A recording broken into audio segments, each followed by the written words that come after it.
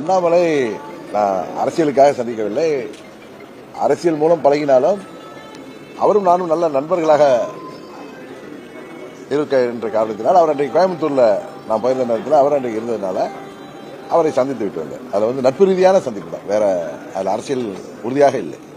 அதிமுக பாஜக கூட்டணி தொடர வரையும் என்டிஏவில் இணையறதுக்கு வாய்ப்பு எப்படி அதிமுக பாஜக கூட்டணி தொடர வரையும் என்டிஏவில் அம்மா மக்கள் முன்னேற்ற கழகம் இணையறதுக்கு வாய்ப்பு. உங்க கேள்விகளுக்கு நான் செப்டம்பர் 1ஆம் தேதியிலிருந்து பல முறை பதில் சொல்லிட்டேன். அதெல்லாம் திரும்ப அரைத்தமாவே அரைக்க வேணாம்னு நினைக்கிறேன். விஜய் அவர்கள் பொதுக்கூட்டத்துக்கு தொடர்ந்து அதிகப்படியான நிபந்தனைகள் விதிச்சிருக்காங்க. 83 நிபந்தனைகள் அதை எப்படி பாக்குறீங்க? இல்ல, நீதிமன்ற வழிகாட்டுதல் படிதான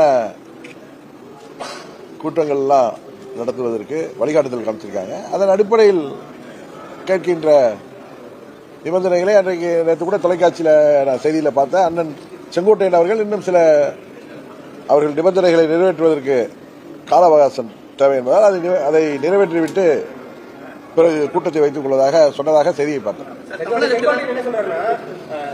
ஆளுங்கட்சியோட எதிர்கட்சியோட அழுத்தம் இருக்கா இந்த விஷயத்துல அப்படின்னு சொல்லும்போது அவர் வந்து ஒரு பாடலே பாடுறாரு. சொல்லத்தான் நினைக்கிறேன், சொல்ல முடியல, சொல்லத்தான் நினைக்கிறேன், சொல்ல முடியலன்னு ஒரு பாடலே பாடுறாரு. அப்படி விஜய்க்கு அழுத்தம் கொடுக்கறதோட எதிர்கட்சி ஆளுங்கட்சியும் அழுத்தம் கொடுக்கறது நீங்க எப்படி பாக்குறீங்க? அவர் பாட்டு பாடுறதுக்குலாம் எனக்கு அர்த்தம் தெரியாது. நீங்க அவர் தான் அதுக்கு சொல்லணும். எனக்கு அதை பற்றி ஒன்றும் தெரியாது.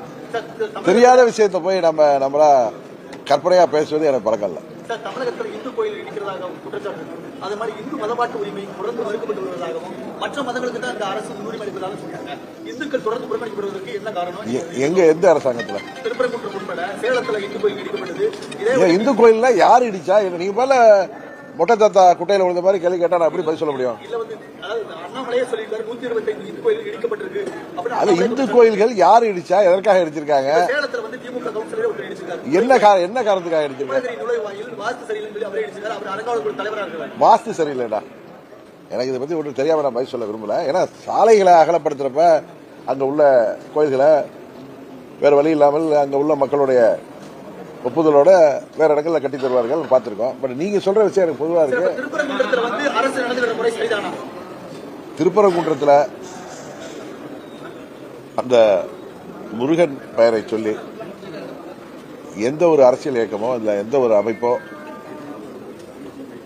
அதில் அரசியல் செய்வதன் மூலம் அங்கு அமைதியாக வாழ்கின்ற மதங்களை எல்லாம் கடந்து வாழ்கின்ற மக்களிடையேயும் இது போன்ற குழப்பம் விளைப்பதன் மூலம் தமிழ்நாடு முழுவதும் தேவையற்ற பிரச்சனைகளை உருவாக்குவதையும் அம்மா மக்கள் முன்னேற்ற கழகம் உட்பட அனைத்து கட்சிகளும் அமைப்புகளும் கவனத்தோடு செயல்பட வேண்டும் என்பதுதான் எங்களது வேண்டுகோள்.